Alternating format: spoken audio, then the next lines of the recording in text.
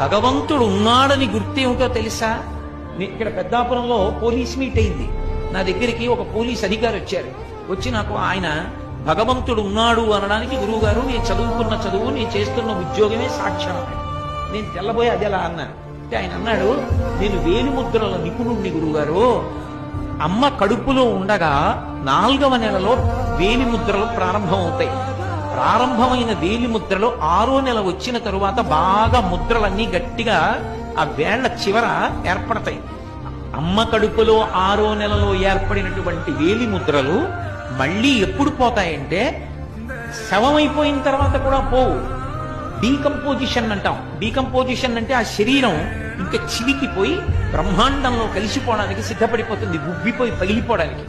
అలా వికారమును చెందిపోయిన తర్వాత అప్పుడు మాత్రమే వేలిముద్రలు మారతాయి. అప్పటి వరకు వేలిముద్రలు మారవు. ఒక్క వేలిముద్ర ఇలా పెడితే ఆ వేలిముద్ర ఎవరిదో తెలిసిపోతుంది.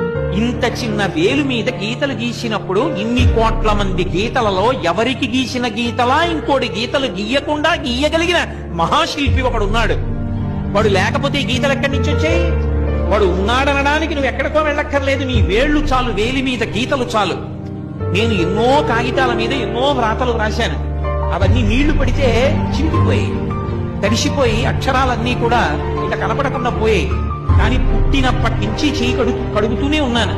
ఏది ఒక్క గీత కడగబడిందా, పోయిందా? ఈ గీతలు గీసిన వాడు ఒకడు ఉన్నాడా? వేళ్ల మీద ఇన్ని కోట్ల మంది వేలిముద్రలు ఒకడికి ఉన్నట్టు రెండవ వాడికి లేకుండా సృష్టించిన వాడు ఒకడు ఉన్నాడా? వాడెక్కడున్నాడు అన్న తాపత్రయం లోపల కలిగితే చూడాలని పరిగెడితే వాడు గుళ్ళో కూర్చుని ఉన్నాడు.